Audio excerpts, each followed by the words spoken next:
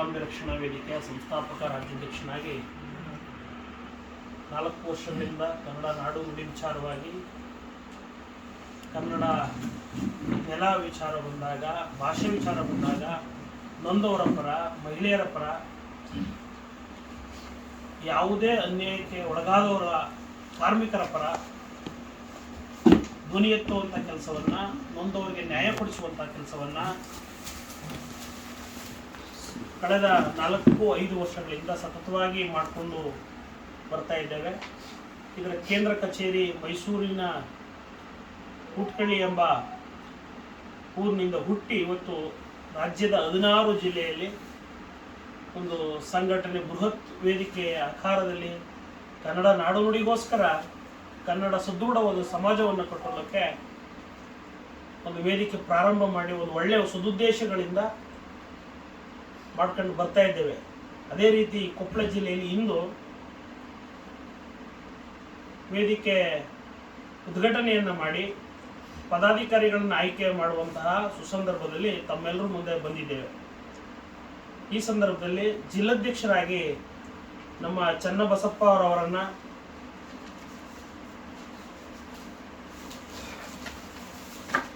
ಧಾರವಾಡ ಜಿಲ್ಲಾಧ್ಯಕ್ಷರಾಗಿ ಚನ್ನಬಸಪ್ಪ ಅವರ ಬಾವಿಕಟ್ಟೆ ಅವರನ್ನ ಆಯ್ಕೆಯನ್ನ ಮಾಡುವ ಮುಖಾಂತರ ಇವರಿಗೆ ಕನ್ನಡ ನಾಡು ನುಡಿ ವಿಚಾರವಾಗಿ ಕನ್ನಡಕ್ಕಾಗಿ, ಕನ್ನಡಿಗರಿಗಾಗಿ ಒಂದು ಸಾಮೂಹಿಕ ನಾಯಕತ್ವದಲ್ಲಿ ಇವರು ಹೆಚ್ಚಿನ ರೀತಿಯಲ್ಲಿ ಸಮಾಜಕ್ಕೆ ಸೇವೆ ಸಲ್ಲಿಸ್ತಾರೆ ಅನ್ನೋ ಒಂದು ಸದುದ್ದೇಶದಿಂದ ಇವತ್ತು ಇವರಿಗೆ ಒಂದು ಆದೇಶ ಪತ್ರವನ್ನು ನೀಡಿ ಇವರಿಗೆ ಒಂದು ವೇದಿಕೆಗೆ ಒಂದು ನೇಮಕಾತಿಯನ್ನು ಮಾಡುವ ಪ್ರಕ್ರಿಯೆಯನ್ನು ಇವತ್ತು ಈ ಸಂದರ್ಭದಲ್ಲಿ ಮಾಡುವಂಥ ಕೆಲಸವನ್ನ ಮಾಡ್ತಾ ಇದ್ದೇವೆ. ಅದೇ ರೀತಿ ಅಧ್ಯಕ್ಷರಾದ ಜಿಲ್ಲಾ ಗೌರವಾಧ್ಯಕ್ಷರಾಗಿ ತಮ್ಮ ಪೃಥ್ವಿರಾಜ್ ಅವರನ್ನ ನೇಮಕಾತಿ ಮಾಡಿ ನಾಡು ನುಡಿ ವಿಚಾರವಾಗಿ ಧ್ವನಿ ಎತ್ತುವಂತ ಕೆಲಸವನ್ನ ಮಾಡಲಿ. ಹಾಗೆ ಹಲವಾರು ಪದಾಧಿಕಾರಿಗಳು, ಉಪಾಧ್ಯಕ್ಷರು ಸಂಜೀವ್ ಅನ್ನೋರನ್ನ ಆಯ್ಕೆಯನ್ನ ಮಾಡಿ, ಪ್ರಧಾನ ಕಾರ್ಯದರ್ಶಿಗಳಾಗಿ ಮತ್ತೆ ಸಂತೋಷ್ ಅವರನ್ನ ಆಯ್ಕೆ ಮಾಡಿ, ಮತ್ತೆ ಕುಂದೋಳ ತಾಲೂಕು ಅಧ್ಯಕ್ಷರನ್ನಾಗಿ ಕೋಟೆಪ್ಪ ಅವರನ್ನ ಆಯ್ಕೆಯನ್ನ ಮಾಡಿ,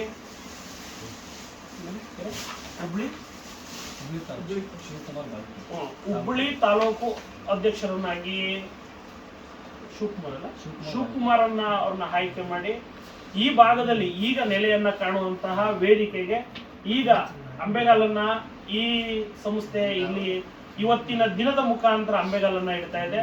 ತಾವೆಲ್ಲರೂ ಸಹ ಮುಂದಿನ ದಿನಗಳಲ್ಲಿ ಮಾಧ್ಯಮ ಮಿತ್ರರು ದಯಮಾಡಿ ವೇದಿಕೆಗೆ ಸಹಕಾರವನ್ನು ನೀಡಿ, ಒಳ್ಳೆ ಕೆಲಸಗಳಿಗೆ ಬೆಂಬಲವನ್ನು ನೀಡಿ, ಈಗ ಯುವಕರು ಯಾವುದೇ ವೇದಿಕೆಗಳಲ್ಲಿ ಇಲ್ಲದೆ ಒಂದು ಕನ್ನಡ ನಾಡು ನುಡಿಗೋಸ್ಕರ ನಾವು ಸೇವೆ ಸಲ್ಲಿಸ್ತೀವಿ ಅಂತ ಮುಂದೆ ಬಂದಿರೋದು ಬಹಳ ಸಂತೋಷದ ವಿಚಾರ. ಯಾಕಂದ್ರೆ ಮುಂದಿನ ದಿನಗಳಲ್ಲಿ ಹೋರಾಟದ ಸಂಖ್ಯೆ ಕಮ್ಮಿ ಆಗ್ತಾ ಇದೆ.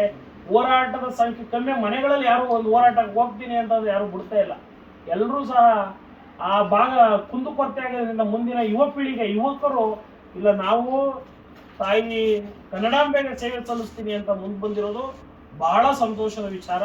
ಇಂಥವ್ರಿಗೆ ದಯಮಾಡಿ ಮಾಧ್ಯಮ ಮಿತ್ರರು ಸ್ಥಳೀಯವಾಗಿ ತಮ್ಮ ಸಮಸ್ಯೆಗಳನ್ನು, ಏನೇನು ಜನರ ಸಮಸ್ಯೆಗಳಿದೆ ಅವ್ರ ಜೊತೆ ಕೈ ಜೋಡಿಸಿ ಅವ್ರ ಕಡೆಯಿಂದ ಅವ್ರು ಬಗೆಹರಿಸುವಂತ ಕೆಲಸವನ್ನ ಕನ್ನಡಾಂಬೆ ರಕ್ಷಣಾ ವೇದಿಕೆ ಇವ್ರಿಗೆ ಯಾವಾಗಲೂ 24 ಗಂಟೆಗಳು ಬೆಂಗಾಲವಾಗಿ ಮತ್ತೆ ಇವ್ರಿಗೆ ಸಹಕಾರವನ್ನ, ಎಲ್ಲಾ ರೀತಿಯ ಸಹಕಾರವನ್ನ ಕನ್ನಡಾಂಬೆ ರಕ್ಷಣಾ ವೇದಿಕೆ ರಾಜ್ಯ ಘಟಕ ಮತ್ತೆ ಅಧ್ಯಕ್ಷನಾಗಿ ನಾನು ಅವರಿಗೆ ಭರವಸೆಯನ್ನ ನೀಡಿ, ಅವ್ರಿಗೆ ಏನೇ ಕುಂದುಕೊರತೆಗಳಿದ್ರು ನಾವು ಜೊತೆಲಿ ಇರ್ತೀವಿ.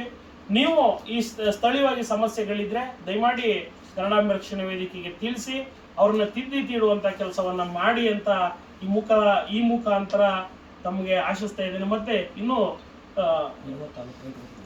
ಕುಂದೂರು ತಾಲೂಕು ರೈತ ಘಟಕ, ಅಲ್ಲಿ ಸಾಕಷ್ಟು ಘಟಕಗಳನ್ನು ಓಪನ್ ಮಾಡ್ಕೊಂಡು ಯುವಕರು ವಯಸ್ಸ ಆದ್ಮೇಲೆ ಒಂದು ಹೋರಾಟದ ಜೀವನಕ್ಕೆ ಬರ್ತಾರೆ. ಇನ್ನ ಯುವಕ ವೃತ್ತಿಯಿಂದ ಇರೋರು 20, 22, 23 ಪಾಸಿನ ಯುವಕರು ಹೋರಾಟದ ಜೀವನಕ್ಕೆ ಬರೋದು ಬಹಳ ಕಮ್ಮಿ. ಇವರ ಅನುಭವಗಳ ಜೊತೆ ನಾವು ಅನುಭವ ಇರೋರನ್ನ ಇವ್ರ ಜೊತೆ ಹಾಕೊಂಡು ಇಲ್ಲಿ ಸ್ಥಳೀಯವಾಗಿ ಸಮಸ್ಯೆಗಳನ್ನ ಎತ್ತಿಡಿಯುವಂತ ಕೆಲಸ, ಭ್ರಷ್ಟಾಚಾರದ ವಿರುದ್ಧ ಮೊದಲನೇದಾಗಿ ಈಗೇನು ವಿಚಾರಗಳು ಸಾಕಷ್ಟು ನಿಮಗೆ ಮಾಹಿತಿಗಳು ಬರ್ತಾ ಇರ್ತದೆ, ಎಲ್ಲಿ ಏನೇನು ಹಗರಣಗಾಯಿತು, ಎಷ್ಟೆಷ್ಟು ಲೂಟಿ ಹೊಡೆದು, ಈ ತರ ವಿಚಾರಗಳು ಬಂದಾಗ್ಲೂ, ಪರಿಸರ ವಿಚಾರಗಳು ಬಂದಾಗ್ಲೂ ಸಹ ಕನ್ನಡಾಂಬೆ ರಕ್ಷಣಾ ವೇದಿಕೆ ಸಾಕಷ್ಟು ವಿಚಾರಗಳಲ್ಲಿ ಮುಂದೆ ಹೋಗಿದೆ.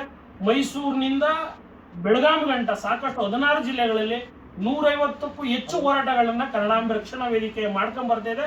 ಇಲ್ಲಿಂದ ಇದರ ಮೊದಲನೇ ಪದಗ್ರಹಣ ಆದ್ಮೇಲೆ ಸಾಕಷ್ಟು ಕಾರ್ಯಕ್ರಮಗಳನ್ನ ಮಾಡುವ ಮುಖಾಂತರ, ಹೋರಾಟಗಳನ್ನ ಮಾಡುವ ಮುಖಾಂತರ ಇಲ್ಲಿ ಕನ್ನಡಾಂಬೆ ರಕ್ಷಣಾ ವೇದಿಕೆ ಅಸ್ತಿತ್ವಕ್ಕೆ ಬಂದು ಜನರ ಮೆಚ್ಚುಗೆಯನ್ನ ಗಳಿಸ್ತದೆ ಅಂತ ಹೇಳುವ ಮುಖಾಂತರ ನಾನು ಒಂದೆರಡು ಮಾತುಗಳನ್ನ ಮುಗಿಸ್ತಾ ಇದ್ದೇನೆ. ಈ ಮಾತುಗಳಾದ ಮೇಲೆ ಯಾರ್ಯಾರಿಗೆ ID ಕಾರ್ಡು ಮತ್ತೆ ಪದಗ್ರಹಣ ಆದೇಶ ಪತ್ರವನ್ನು ನೀಡುವ ಮುಖಾಂತರ ಅವರಿಗೆಲ್ಲವನ್ನ ಶುಭ ಹಾರೈಸಿ ವೇದಿಕೆ ಉದ್ಘಾಟನೆಯನ್ನ ಮತ್ತೆ ಮುಂದುವರಿಸ್ತೀವಿ.